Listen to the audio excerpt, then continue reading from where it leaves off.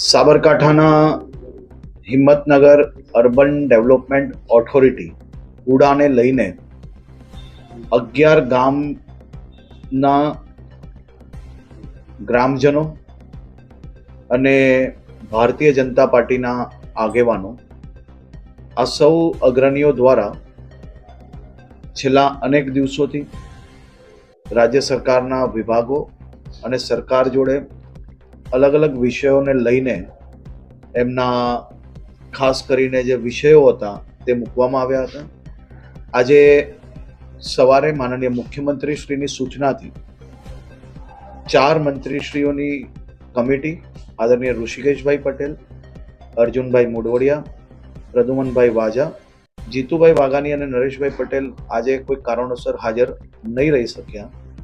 આ તમામ મંત્રીશ્રીઓ સાથે મળીને અમારા સાબરકાંઠા જિલ્લા ભારતીય જનતા પાર્ટીના આગેવાનો, ચૂંટાયેલા પ્રતિનિધિઓ અને આ 11 ગામના આગેવાનો સાથે એક બેઠક રાખવાનો નિર્ણય લેવામાં આવ્યો હતો. આદરણીય મુખ્યમંત્રી શ્રી દ્વારા ખાસ સૂચના આપવામાં આવી હતી કે સૌ ગ્રામજનો અને આગેવાનોના મનની જે વાત છે અને ખાસ કરીને કોઈ બી પ્રકારે તેમને તકલીફ ના પડે તે પ્રકારનો નિર્ણય તાત્કાલિક ધોરણે બેઠક કરીને લેવામાં આવે.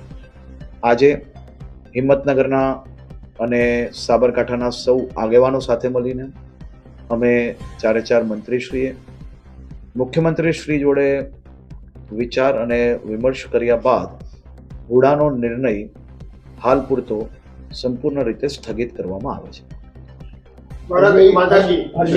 અગાઉ પણ તત્કાલીન મુખ્યમંત્રી આનંદીબેનના સમય વિરોધ થયો હતો, એ વખતે પણ સ્થગિત કર્યો હતો, અત્યારે ફરીથી સ્થગિત કર્યું. 2 વર્ષ પછી ફરીથી આવશે, ફરીથી વિરોધ આવશે, તો એમાં કઈ કાયમી નિરાકરણ?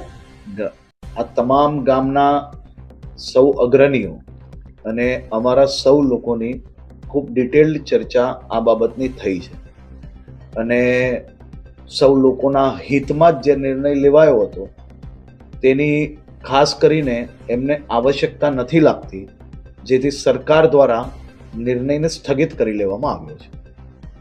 Thank you.